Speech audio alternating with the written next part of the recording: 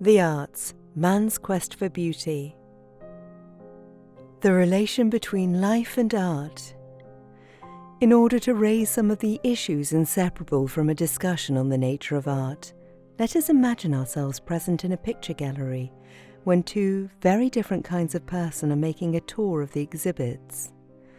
We shall call them Mrs. Brown and Miss Languish, and suppose them to be standing before a picture illustrating the Bible story of the woman taken in adultery.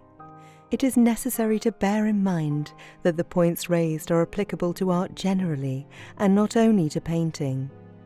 The following conversation ensues. Mrs. Brown: "Don't those people look real? They might be living today, except for their clothes, of course." Miss Languish: "That doesn't make a good painting. Art isn't photography. As a matter of fact, this isn't art at all. It's all out of drawing, the colours are crude, and the composition is as rudimentary as it could be." Mrs. Brown: "I call it fine. I like a picture that has a story to it, a picture that illustrates something grand and moving. This kind of picture makes the past come to life, and I'm sure it has great influence for good. You can feel that woman's story and sympathise with her." Miss Languish: "Art is art, and a story is a story. Art doesn't teach or preach either."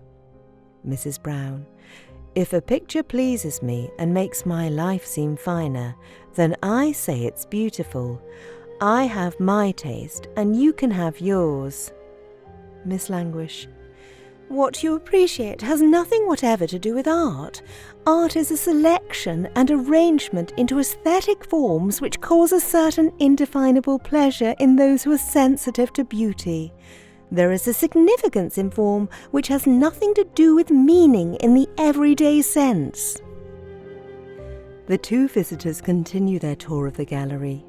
Miss Languish stops and admires a picture which does not convey anything to Mrs. Brown, seeming to her like nothing so much as a jigsaw puzzle scrabbled haphazard together by a fretful child. But Miss Languish insists that this is beautiful, that it has significant form. Lastly, the two visitors come to a picture before which both stop and exclaim simultaneously, "Beautiful!" But Miss Languish goes on to remark on the technical excellencies of the picture, while Mrs. Brown observes there is feeling in it, that the artist has caught the character of the flowers, which seem to be living, growing things. Problems that lie in the theory of beauty. It may be as well to summarize the points raised in this conversation because they lead on to some of the chief questions in what is called aesthetics, or the theory of beauty. The points are: 1. Is beauty only subjective? That is to say, purely a matter of individual taste. 2. What is the relation, if any, between life and art? 3. What is the connection between the subject of a work of art and the form it assumes? 4. What is meaning in art? 6. Has art a function? 7. Is art connected in any way with religious creeds and moral codes? All these issues are really only developments of the fundamental question concerning the relation between life and the pleasure we obtain from visiting museums, concerts and theatres, or from reading books. The first thing to do is to try and restore beauty, which the diametrically opposed tastes of the two visitors would seem to have divided to a decent unity. For if this cannot be done, if beauty is only a term used to describe anyone's pleasurable responses to any picture or poem or sonata, then nothing further can be said about art. No principles can be established, no criteria, and the edifice created by all the artists since the world began must turn out to be no more than a Tower of Babel.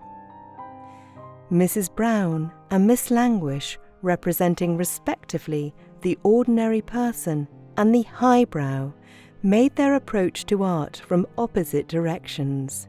Mrs. Brown, admittedly sentimental, required art to awaken her and embellish for her certain perceptions, certain emotions, certain ideas which had come to mean much to her. Because she had no training in the appreciation of art, these things were best interpreted to Mrs. Brown through a treatment which idealized and did not violate her everyday conception of life. Accordingly, Mrs. Brown was apt to mistake prettiness for beauty, sentimentality for pathos, and in short, romance for art. Miss Languish, on the other hand, approached art from a lofty abstraction from life, from an ivory tower. A picture to her was an arrangement of lines, forms, tones, causing an indescribable ecstasy in the chosen few, though it interpreted nothing in one's emotional experience. Her appreciation was intellectual, born of a study of art, a knowledge of the principles of art. The constant quality of beauty. There is no denying that tastes do vary. What is exquisite music to one person is fiddle-dee-dee to another. Yet beauty, as it is caught and interpreted by great artists, remains constant. It is brought into being in accordance with the same unvarying laws, whatever may be its medium. There are all kinds and conditions of men, whose tastes all differ. Generations succeed one another. Fashions, in art as in all else, come and go. Civilizations rise and fall. East is still east, and west is west.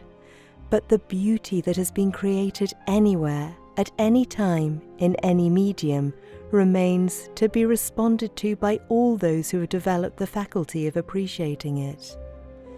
To develop this faculty, one must bring art not only to the range of emotional experience possessed by the one visitor to the gallery, but the intellectual experience of the other. One must both have felt those things the artist felt and have some understanding of the medium through which he expresses himself. Mrs. Brown and Miss Languish were appreciating the picture of flowers from different angles, and they could only half appreciate it because its beauty was one and indivisible. Though there is none to whom it is given to respond to all the arts equally, appreciating every example in each kind, nevertheless the sum total of every artist's contribution to the temple of art since civilization began, all the beauty painter, sculptor, architect, musician, poet have reclaimed from life, all this is absolute and constant. Though most people appreciate and indeed see no more than a narrow facet, a cornice here, a frieze there, some have made the journey roundabout and learned to understand the underlying laws which govern the structure of the whole.